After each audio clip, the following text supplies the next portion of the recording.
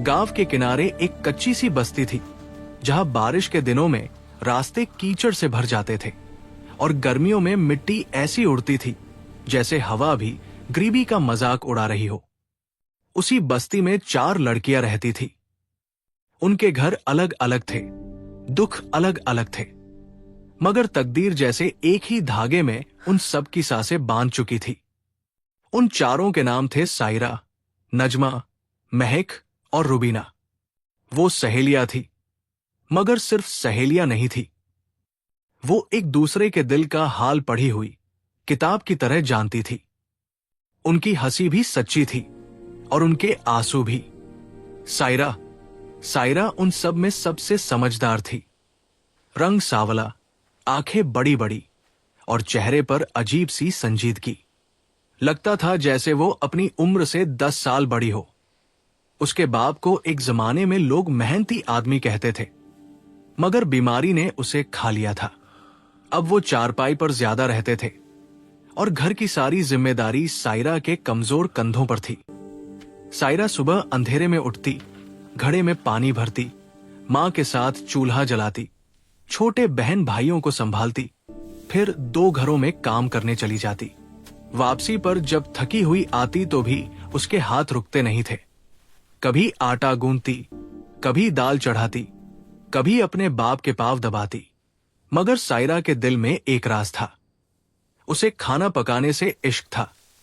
ऐसा इश्क कि जब वो हांडी में हल्दी डालती तो रंग को गौर से देखती, जब दही फेंटती तो जैसे किसी ख्वाब को नरम कर रही हो, और जब कड़ी के उबाल उठते तो उसे लगता जिंदगी शायद इतनी भी बेरहम नहीं। गांव की औरतें कहती थी, सायरा के हाथ में जायका नहीं, दुआ है। मगर दुआ पेट नहीं भरती थी। नजमा बहुत खूबसूरत थी, मगर इस खूबसूरती पर कभी उसे फख्र नहीं हुआ। उसके बाप पर कर्ज था, इतना कर्ज कि घर का पुराना संदूक भी बोझ लगता था। उसकी मां दिन रात सिलाई करती थी, आंखों पर मोटा चश्मा चढ़ा रहता और सुई में धागा डालते हुए कई बार धागा गिर जाता। नजमा को ये मंजर तोड़ देता। कर्ज देने वाला शख्स हर महीने दरवाजे पर आता, कभी नरम लहजे में, कभी तल्ख अंदाज में। बहन जी, महीना खत्म हो गया है, कर्ज का कुछ इंतजाम हुआ या नहीं? जब उसके कदमों की चाप आती तो नजमा का दिल धड़कने लगता। उसे लगता ये आदमी सिर्फ कर्ज नहीं मांगता, घर की इज्जत भी नापता है। नजमा पढ़ना चाहती थी, बहुत पढ़ना चाहती थी, मगर उसने किताबों से ज्यादा जिंदगी के चेहरे पढ़े थे। वो बोलती कम थी मगर दिमाग तेज था। हिसाब किताब एक नजर में समझ लेती थी। कौन सा सौदा महंगा पड़ा, किस चीज में नफा है, किस काम में नुकसान, उसे सब समझ आता था। कई रातें वो जाग जाग कर सोचती, काश कोई ऐसा काम हो जिसमें इज्जत भी हो और पैसा भी। महक हंसती थी तो लगता जैसे उदास सहन में अचानक धूप उतर आई हो। वो बजाहिर सबसे हल्की फुल्की और शौक थी, मगर उसकी जिंदगी सबसे ज्यादा बिखरी हुई थी। उसके वालिद घर छोड़कर कहीं चले गए थे और फिर कभी वापस न आए। मां ने सालों इंतजार किया, फिर खामोशी ओढ़ ली। महक की मां दूसरों के घर कपड़े धोती थी। सर्दियों की सुबह ठंडे पानी में उसके हाथ नीले पड़ जाते। महक ये देखती तो अंदर ही अंदर जलती रहती। उसके छोटे 2 भाई थे, एक को दमा था। रात को जब वो खांसता तो घर की छत भी जैसे साथ कांपने लगती। दवा कभी आती, कभी नहीं आती। कई बार महक उसे सीने से लगाकर सुलाती और खुद खामोशी से रोती रहती। महक के पास हुनर एक था, लोगों के दिल जीतना। उसकी बात में मिठास थी। वो बूढ़ी औरत को भी हंसा सकती थी। अम्मा जी, आप फिक्र ना करें, जब तक मैं हूँ आप अकेली नहीं हैं। बहुत अच्छा बे, तो आज दिल खुश हो जाता है। अम्मा जी, आप नाराज फिक्र ना बच्चे को भी करें, मना जब सकती तक थी मैं हूँ आप अकेली नहीं और हैं। अजनबी को अच्छा भी बे, तो आज अपना बना दिल सकती खुश थी। हो जाता है। रुबीना चारों में सबसे छोटी थी, जिद्दी भी, मेहनती भी, तेज भी। उसकी मां नहीं थी, बचपन में ही फौत हो गई थी। तब से घर में सिर्फ वो, उसकी दादी और एक खामोश सा बाप था जो ईंटों के भट्टे पर काम करता था।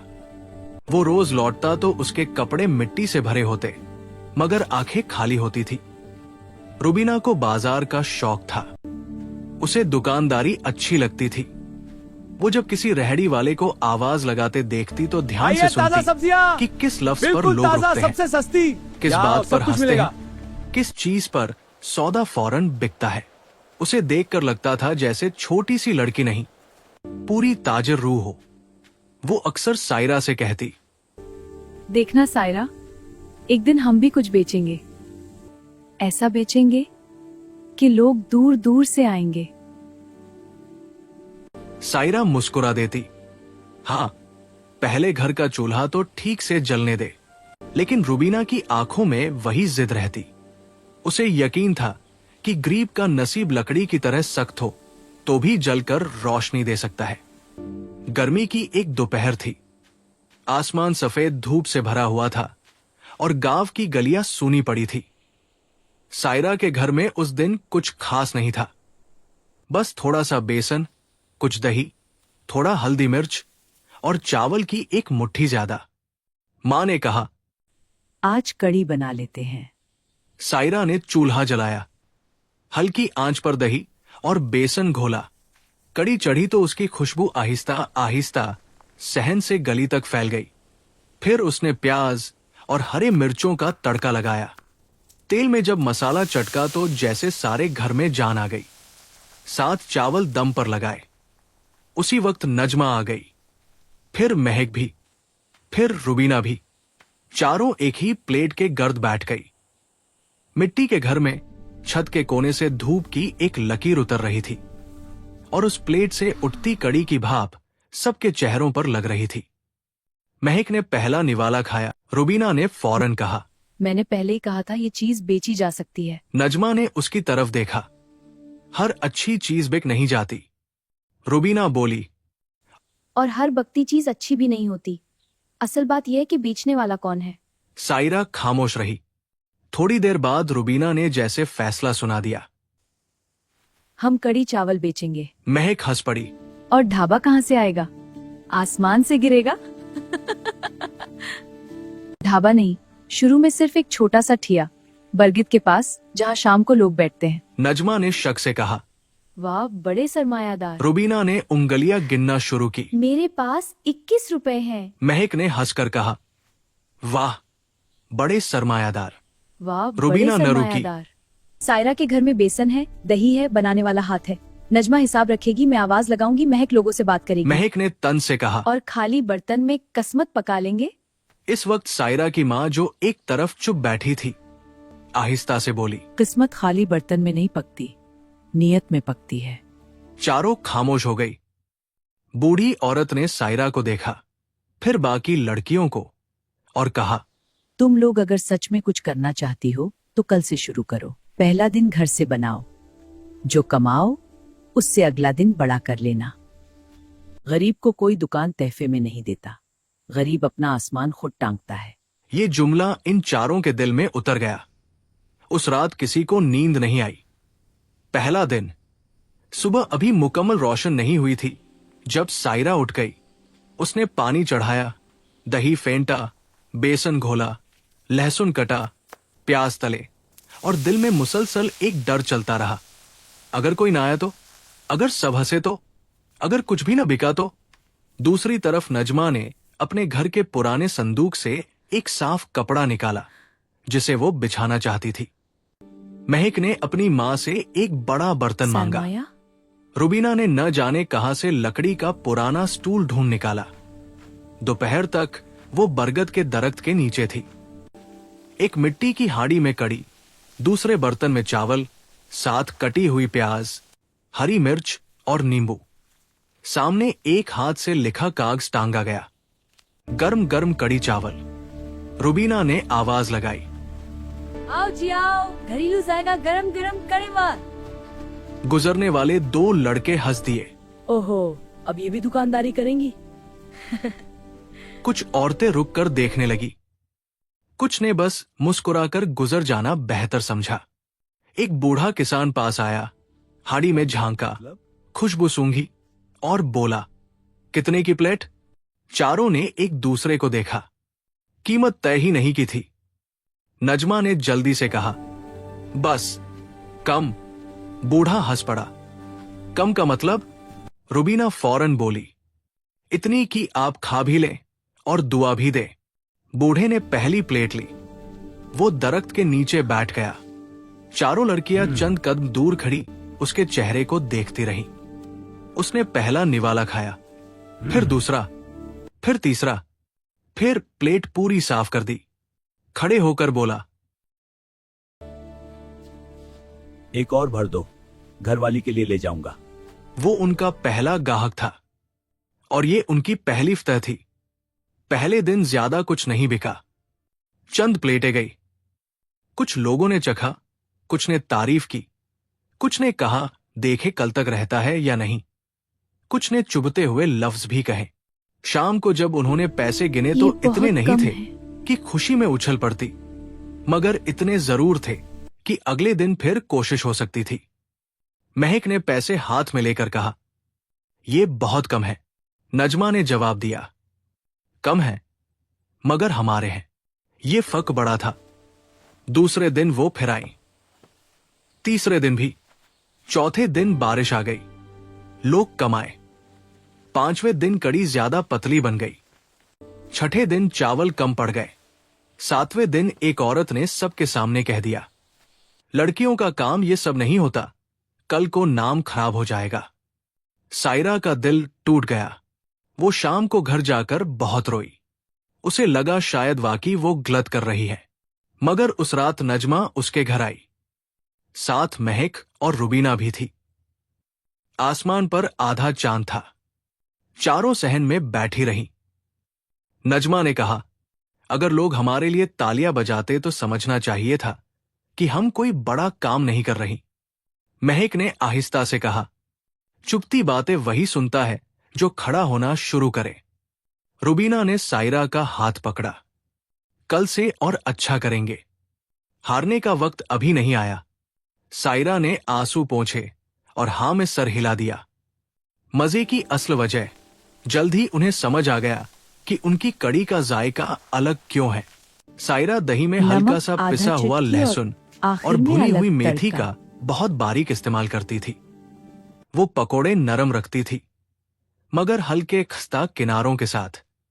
चावल बिल्कुल अलग अलग दाने वाले होते थे और सबसे खास चीज ये थी कि वो हर प्लेट पर आखिर में हल्का सा तड़का अलग से डालती थी। जब लोग पूछते राज क्या है, वो मुस्कुरा देती, राज भूख का है।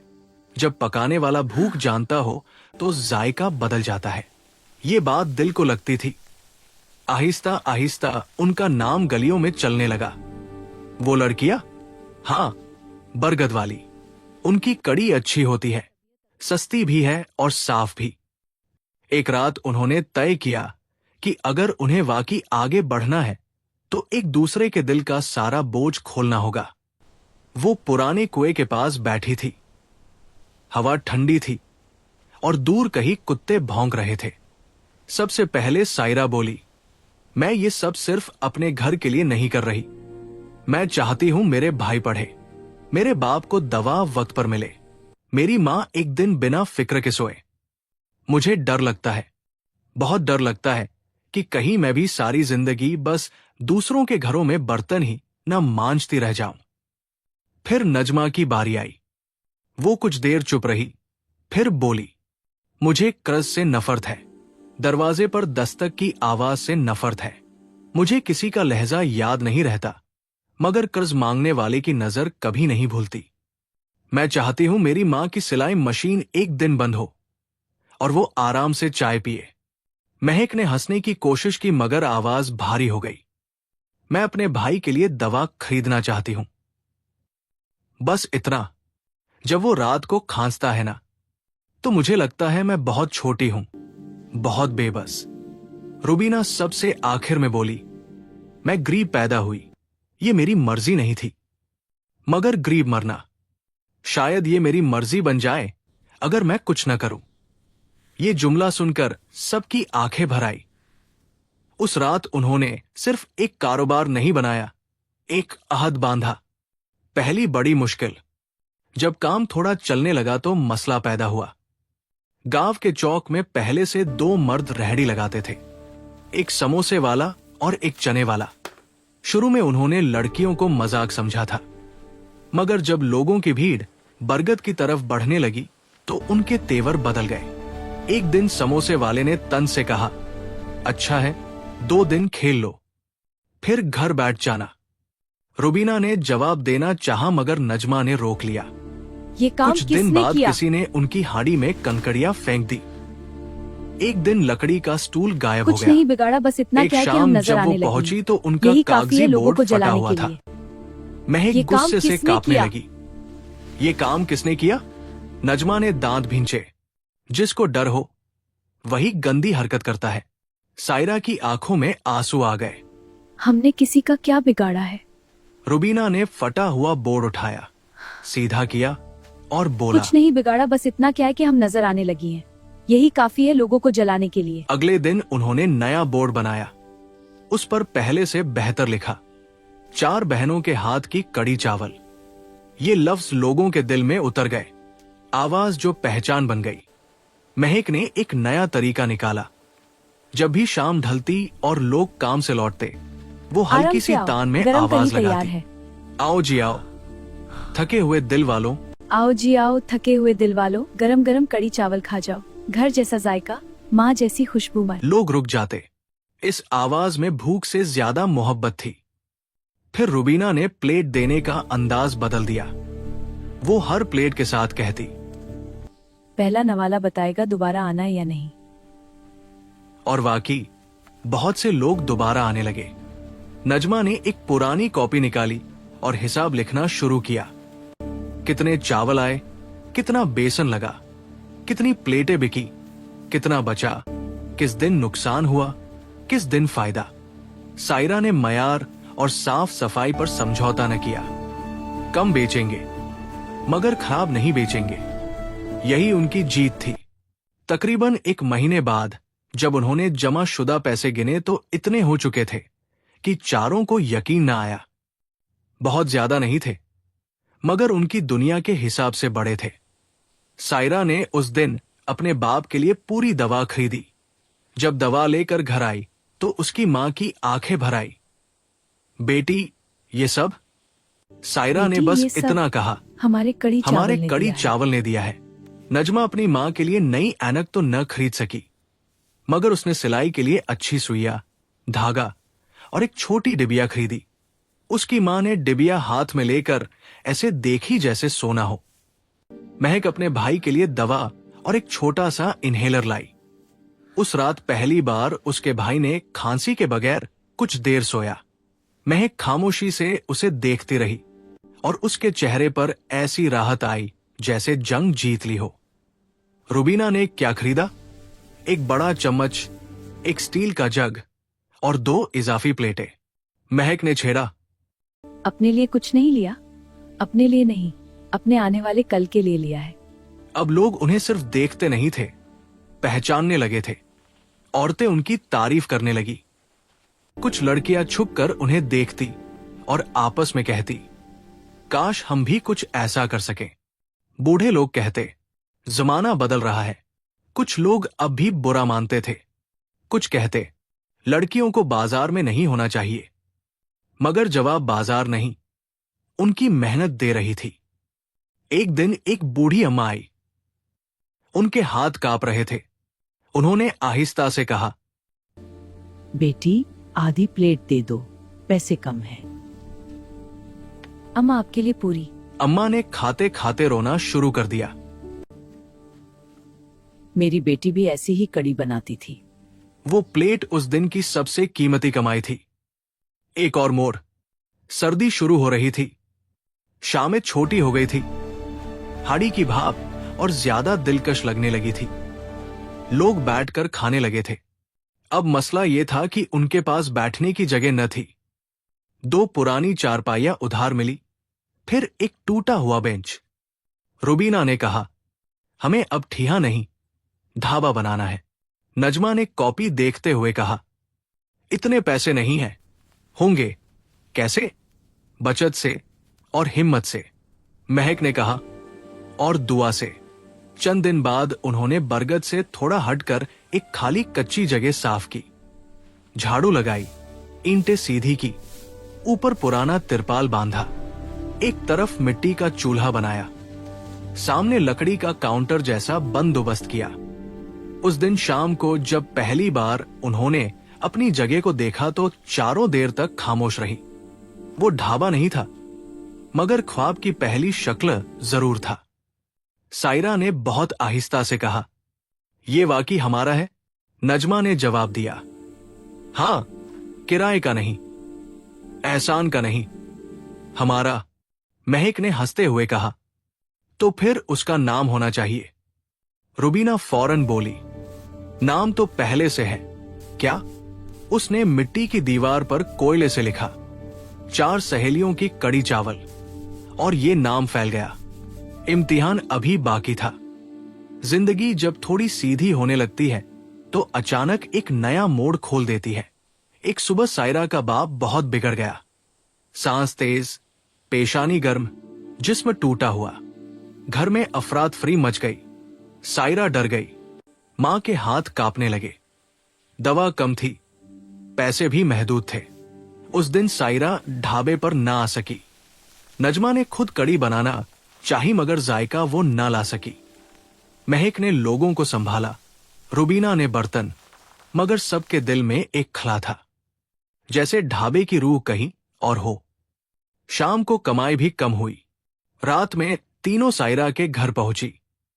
सायरा दरवाजे पर बैठी थी, आंखें सुर्ख। अबा की तबीयत अभी संभली नहीं। वो बस इतना कह सकी। रुबीना ने अपनी जमा शुदा रकम का कपड़ा उसके हाथ पर रख दिया। ले, सायरा ने फौरन हाथ खींचा। नहीं, ये ढाबे के पैसे हैं। नजमा ने सख्त लहजे में कहा, ढाबा हमसे है, हम ढाबे से नहीं। महक उसके पास बैठ गई। हम 4 है ना, तो मुसीबत भी 4 हिस्सों में बटेगी। सायरा फूट फूट कर रो दी। उस रात चारों ने जो किया वो कारोबार से बड़ा था। उन्होंने अपने रिश्ते को खून से भी करीब बना दिया। जायका और जज्बा। अगले दिन नजमा ने सायरा की मां से कड़ी की तरकीब दोबारा समझी। महक ने पकौड़ों की जिम्मेदारी ली। रुबीना ने चावल संभाले। जब कड़ी तैयार हुई तो जायका पहले जैसा न था, मगर इसमें मेहनत थी, और मेहनत का जायका भी कम नहीं होता। दोपहर में सायरा थकी हुई ढाबे पर आई। मैं थोड़ा सा बैठ जाऊं? तुम बैठने नहीं, चखने आई हो। रुबीना ने हाड़ी उसके सामने कर दी। तुम बैठने नहीं, चखने आई हो। और पहली बार कई दिन बाद होठों पर हल्की सी मुस्कुराहट आई। नमक आधा चुटकी और आखिर में अलग तड़का। बस फिर क्या था? हाड़ी ने दोबारा जान पकड़ ली। औरतें जो खामोशी से साथ देने लगी। गांव की कुछ औरतें पहले दूर दूर रहती थी, अब आहिस्ता आहिस्ता करीब आने लगी। कोई दही भेज देती, कोई लकड़ी, कोई पुराना बर्तन, कोई कहती आज मैं प्याज काट दूं।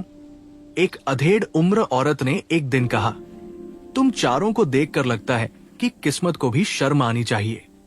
सायरा ने कहा, क्यों? वो बोली, इतनी मेहनत के बाद भी तुम्हें अभी बहुत दूर जाना है। नजमा ने मुस्कुराकर जवाब दिया, दूर ही तो जाना है। पहली बार भीड़ लगी। सर्दी की एक शाम थी। हवा में नमी थी।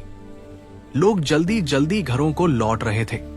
अचानक करीब के खेतों में काम करने वाले मजदूरों का एक बड़ा गिरोह वहां आ गया। शायद किसी ने तारीफ की थी, शायद खुशबू ने बुला लिया था। उन्होंने एक साथ 15-20 प्लेटें मांग ली। चारों घबरा गई।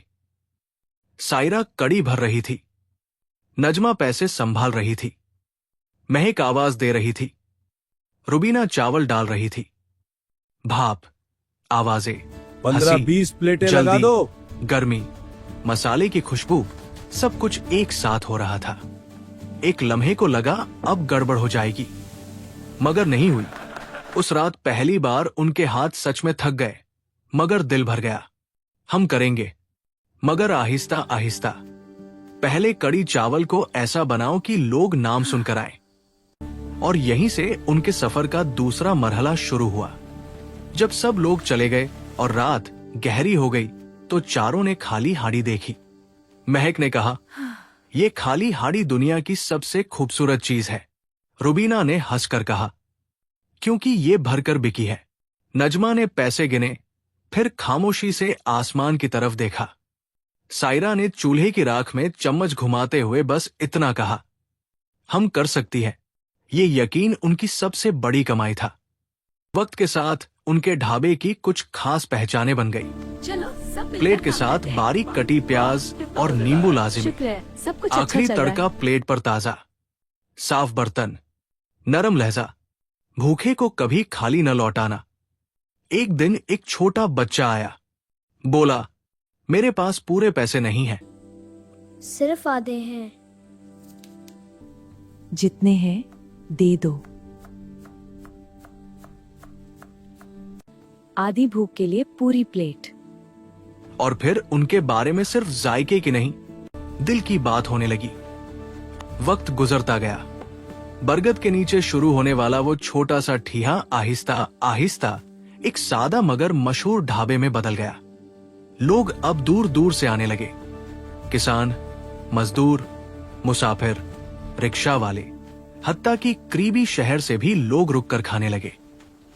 ढाबे की दीवार पर अब भी ये हम कोयले 4 से लिखा सहेलियों था, की यादगार है। 4 सहेलियों की कड़ी चावल। हाँ, सब एक इंतजार कर दिन रहे हैं। एक मुसाफिर ने खाना खाते हुए कहा, ये हिम्मत का जायका है। चारों लड़कियां एक दूसरे को देखकर मुस्कुराईं, क्योंकि उन्हें मालूम था उन्होंने सिर्फ एक ढाबा नहीं बनाया था, उन्होंने अपनी तकदीर खुद पकाई थी।